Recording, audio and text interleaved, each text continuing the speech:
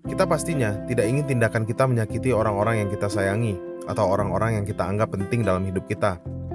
Untuk orang tua yang sangat kita sayangi misalnya, mungkin kita rela mengorbankan diri sendiri untuk kebahagiaan mereka, termasuk dengan memenuhi ekspektasi yang mereka bentuk untuk diri kita. Demikian juga untuk lingkungan pergaulan. Terkadang kita merasa teman-teman kita sebagai rumah kedua di mana kita merasa aman. Kita mungkin akan cenderung berusaha memenuhi ekspektasi mereka agar kita bisa tetap diterima di kalangan teman-teman kita. Namun permasalahan yang terjadi ketika memenuhi ekspektasi tersebut membuat kita tidak bisa menjadi diri kita sendiri.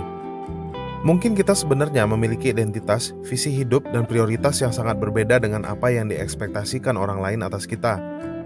Saat orang tua berekspektasi kita memiliki pekerjaan kantoran yang stabil, mungkin sebenarnya di dalam hati kita ingin menjadi pengusaha. Ketika kita diajak hangout oleh teman, mungkin sebenarnya kita sedang ingin beristirahat. Kita mungkin punya timeline sendiri mengenai kapan kita akan berkeluarga, yang mungkin tidak sejalan dengan ekspektasi lingkungan kita. Demikian juga dengan hal-hal lain dalam hidup. Kita akan sering berurusan dengan ekspektasi orang lain atas diri kita. Akan ada dilema yang kita rasakan mengingat dalam hidup kita selalu membutuhkan orang lain.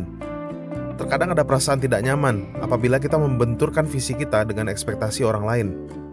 Namun pada saat yang bersamaan, kita juga tahu bahwa menjalani hidup hanya untuk menyenangkan orang lain tidak akan mendatangkan kebahagiaan untuk kita. Jika kita terus mengalah, semua orang akan menganggap kita setuju dengan ekspektasi tersebut. Diam dianggap sebagai persetujuan. Kita akan dianggap telah menandatangani suatu kontrak sosial yang harus kita penuhi. Pada kondisi ini, kita harus menyadari bahwa komunikasi akan menjadi kunci untuk menghadapi ekspektasi lingkungan.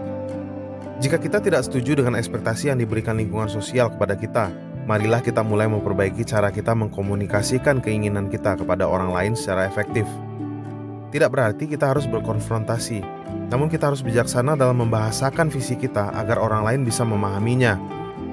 Marilah kita mencoba untuk menampilkan kejujuran tidak hanya dalam perkataan dan perbuatan, namun juga dalam menghadapi ekspektasi orang lain.